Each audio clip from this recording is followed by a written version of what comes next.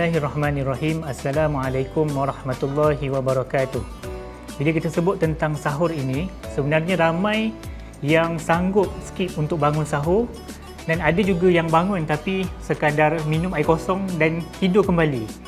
Ini sebab sebenarnya ini adalah satu keadaan yang sangat merugikan. Sebab apa? Nabi SAW bersabda, "Tasahharu fa inna fis sahuri barakah." Bersahurlah kamu kerana pada waktu sahur itu ada keberkatannya.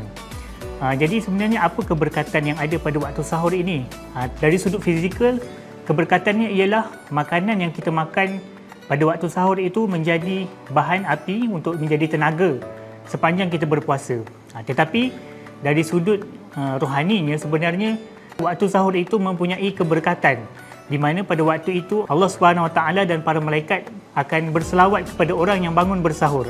Dan juga pada waktu bersahur itulah waktu mustajabnya doa. Jadi sebenarnya sangatlah rugi bagi orang yang sanggup skip sahur dan sayangkan tidur berbanding bangun sahur, kerana pada waktu itulah ada banyak ganjaran dan ada banyak kelebihan pada waktu itu. Jadi marilah kita bangun bersahur.